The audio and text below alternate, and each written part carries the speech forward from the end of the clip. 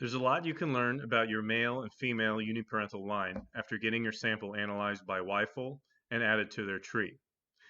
I'm going to talk about several simple, straightforward things you can do that do not require experience in genetics, genetic genealogy, or computer skills whatsoever. There are some more advanced things you can do that I talk about in a different video linked in the description of this one. Before I get started, what is the YFull? What is the YFull analysis? If you just stumbled upon this and you don't know, it's if you have done a mitochondrial DNA test or a next generation Y chromosome SNP test, like a WGS test, whole genome sequence test, or a big Y test, then you can have your sample analyzed on the YFull tree, and they compare your sample against people that have tested at any testing company. So these are tests of your uniparental male or female line. That means the DNA that you got from your father's father's father's father and so on, or mother's mother's mother's mother's mother and so on. We've inherited our male uniparental and female uniparental DNA from our male and female uniparental ancestors, going back all the way to Adam on the male line to Eve on the female line. Well, Y chromosome Adam and mitochondrial Eve is what we call them. It's not a religious term. Um, and even before that, like Y chromosome Adam didn't just come from nowhere. He shares lots of SNPs on the Y chromosome with Neanderthal Adam. Well, I don't think anybody calls him that. Maybe he would be Neanderthal Grunt or something, because we like to say that Neanderthals were stupid, but they weren't. Okay, before I show you the really cool stuff that you can learn from your YFull analysis, you got to set your paternal and maternal ancestor location. If you don't set it, you're not going to get the most out of your YFull analysis, and you're not going to be contributing to the community. I understand if you are adopted and do not know where your father or mother was from, you may decide to not use your own place of birth because you don't want to throw off the paper trail established by those who have more reliable paper trails. However, if the guys on the tree are relatively closely related to you and also in a similar situation of not knowing their more distant ancestors, it's possible that your birth geography could help your group as a whole learn something about where your common ancestor may be living. Otherwise, you're each holding a piece of the puzzle, not sharing it. So you may want to discuss this with whoever coordinates your haplogroup's research. Maybe if you're adopted, they don't want you to put where you were born because maybe they think it's not reliable, it's not useful for their research. Maybe it's a different situation. Okay, I know some Americans who cannot trace their paper trail back to Europe or elsewhere have opted to leave their regional code blank. I, however, always encourage people in my haplogroup to mark the state where they trace their most distant known ancestor. Many surname researchers are interested in the geographic distribution of their surname lines throughout America. Also, it helps us researchers, just from a quick glance at the tree, to more easily distinguish whose sample is whose. We can't easily memorize these 6-digit codes, but yeah, the guy from Oregon, I know who he is. Here's what it looks like to set your regional code. You log into YFull, you click Settings on the top right. Then there's a tab for paternal or maternal. Make sure you have that tab set correctly. So right now, this is my paternal line, and I can set country of origin. And then if I want to do it for my maternal line, then I have to click the mtDNA tab. Okay, next. After you've submitted your sample, maybe a few days later, check the live version of the tree to see if you have a new branch. So the way you can get to your branch of the YFull tree very quickly is under settings, you can just click this haplogroup field, and that will bring you to your branch on the YFull tree. So this is my branch on the YFull tree. I'm interested right now in this sample from Hungary that I just submitted. We upgraded him to a WGS 400 test. That's a whole genome sequence test from YSeq. Tests all your DNA, does the male line and female line DNA. So we knew he was Z1043, and I had tested him for other branches, and he was negative for all the known branches. through a la carte snip testing. So anyway, we did a WGS test. He's been on the submitted to YFull tree for analysis. Here he is in Z1043, like we expect. But if you look at the live version of the YFull tree, voila, something that we didn't expect.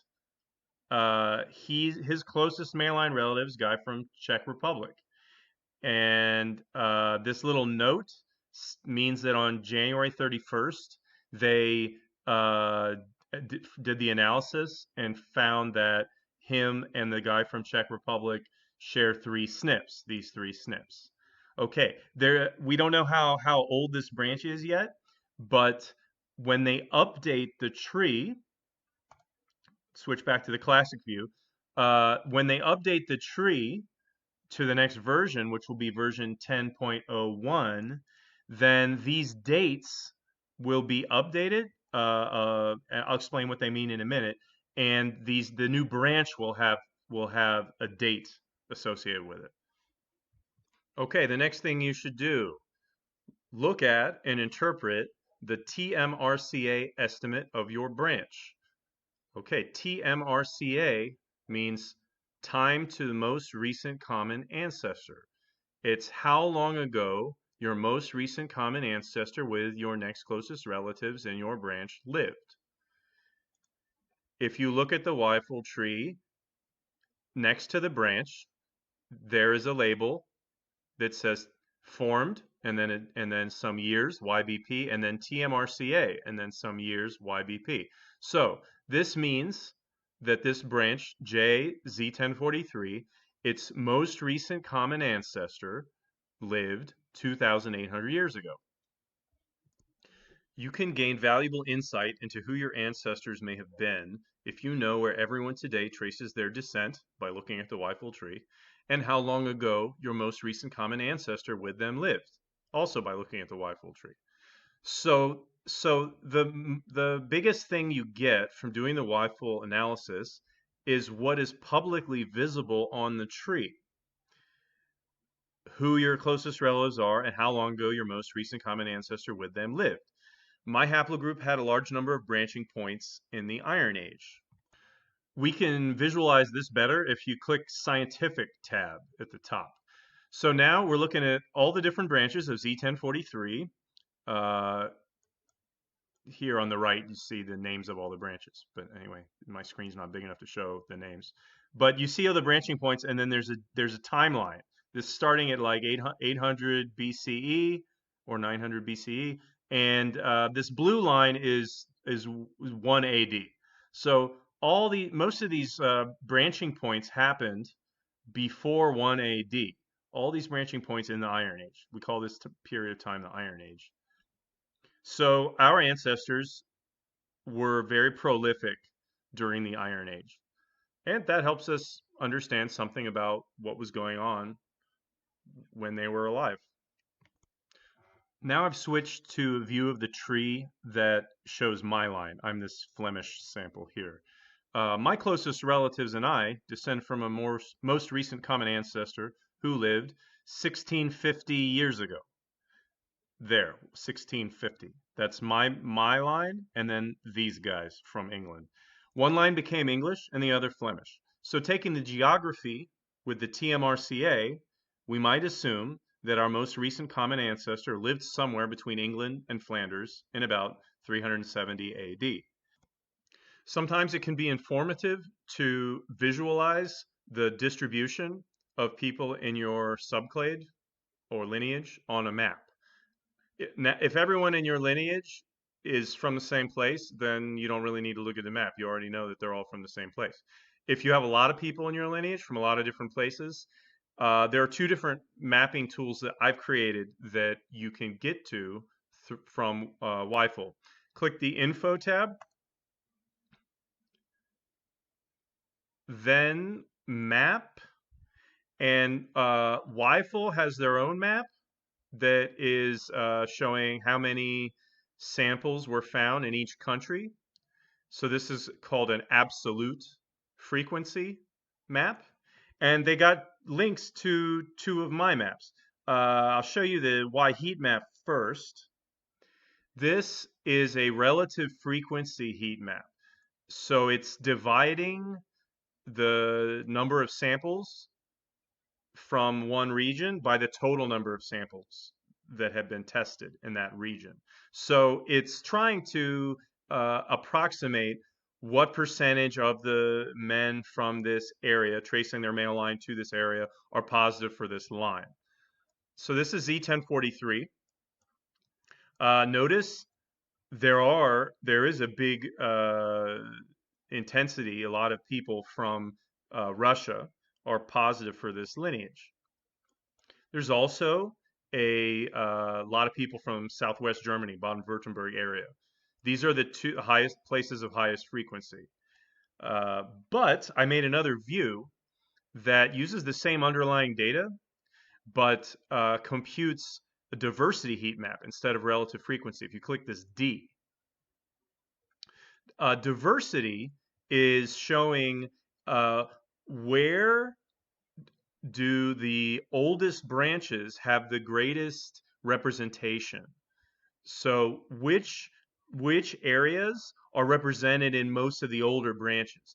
This kind of counteracts. I click the play button here. It shows an animation. This counteracts the effect of founder effects and lineages. This lineage of ours that has a high frequency today in Russia among Tatars and Mokshas, it's it's a very it's a much younger line of Z1043. It's not so Russia is not indicative of the older diversity of JZ1043.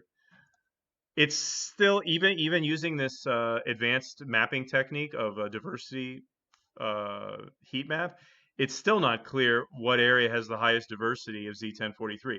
We're all over the place, but I think it's kind of interesting that the greater diversity kind of starts out along the Rhine and Danube and Balkan.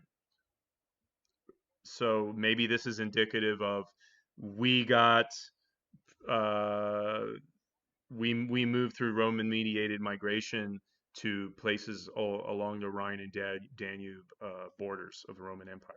We'll see. We don't have an ancient sample from the Bronze Age, I mean from the Iron Age, that would prove kind of beyond the shadow of the doubt the exact origin, geographic origin of Z1043. But I'm sure we will soon. I think 2022 is the year.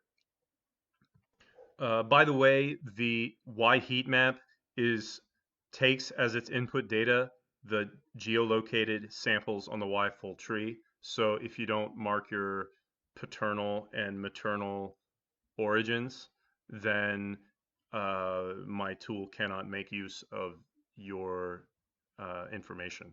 So that's why I put in the beginning of this video that please set your most specific paternal and maternal ancestor origin on YFull.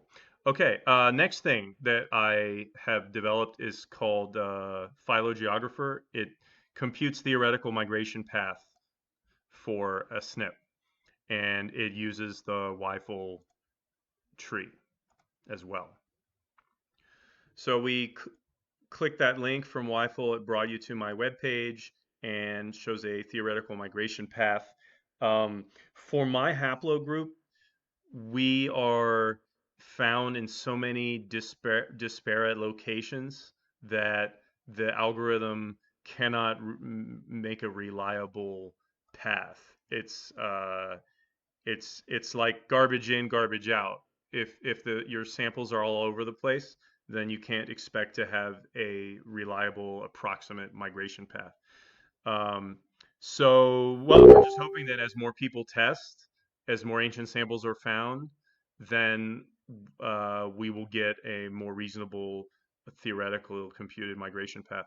This tool, if you already know where your ancestors have been living, then there's no reason for you to look at this tool.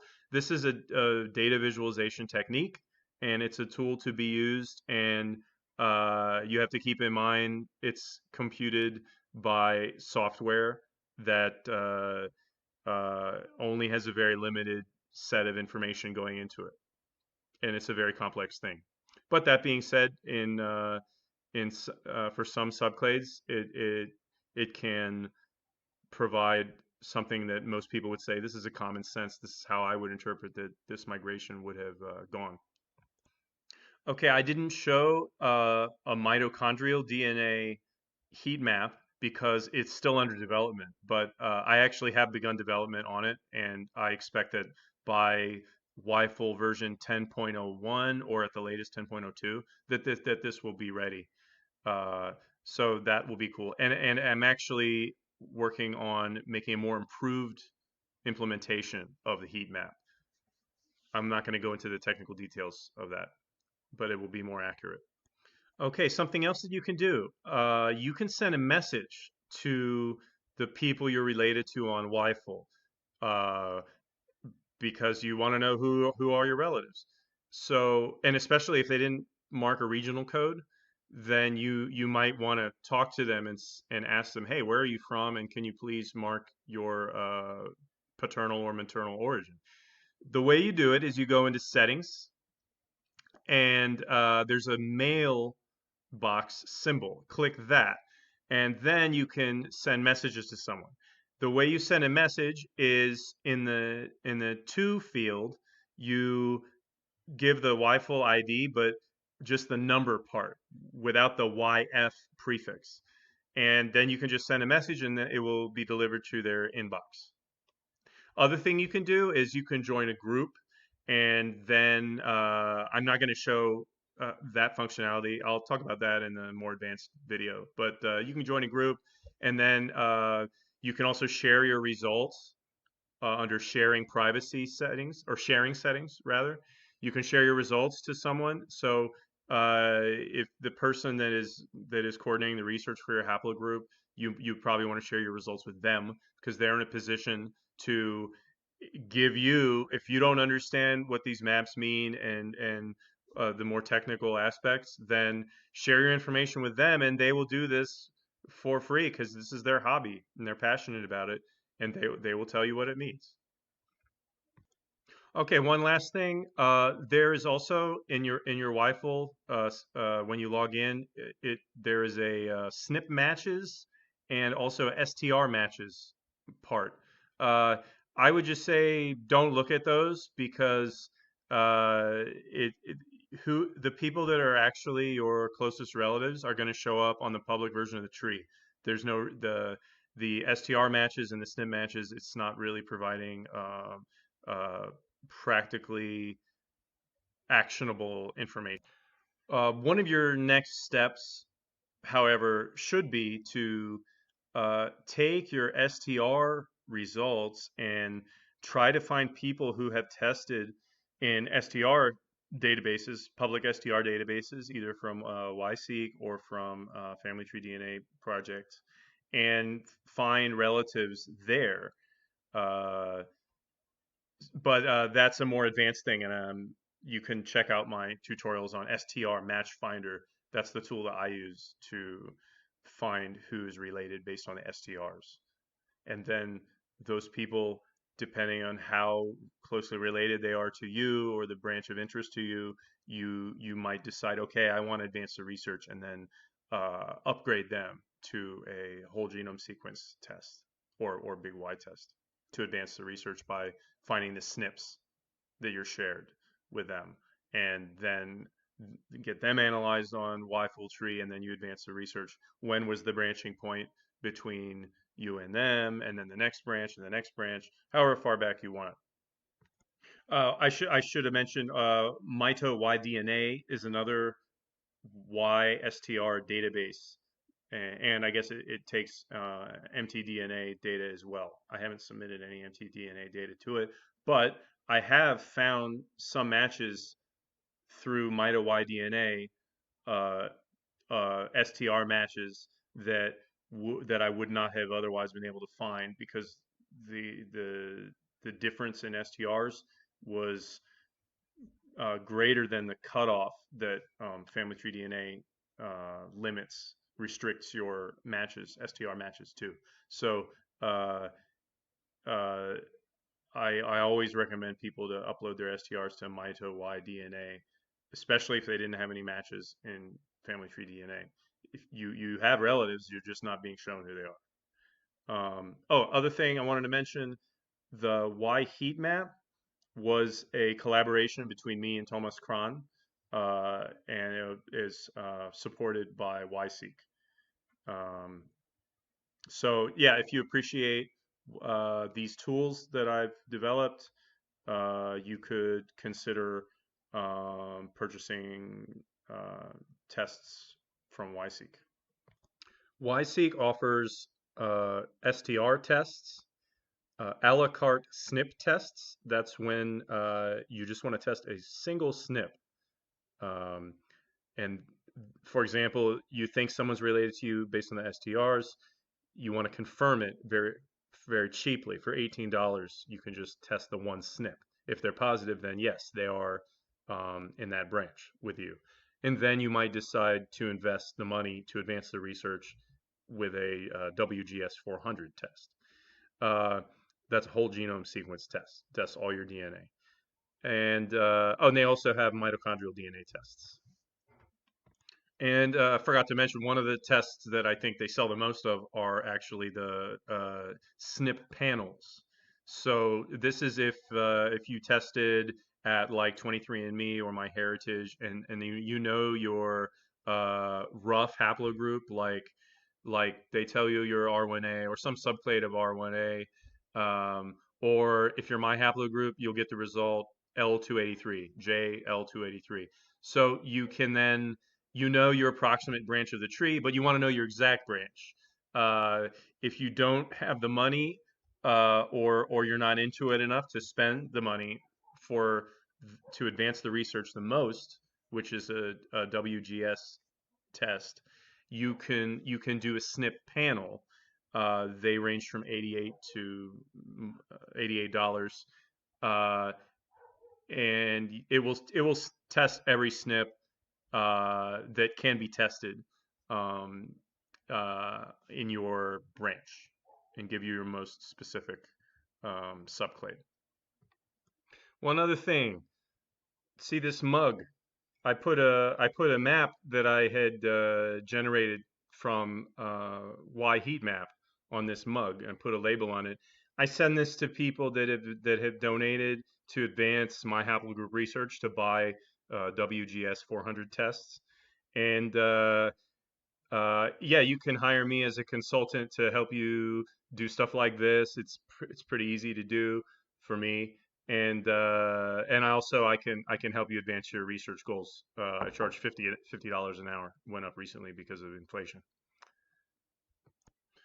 You can email me hunterproven@gmail.com. I also offer some services on Patreon.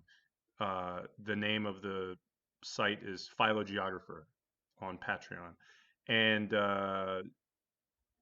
that helps support me to develop these tools like the Y heat map and the mitochondrial heat map. M heat map is what I'm going to call it.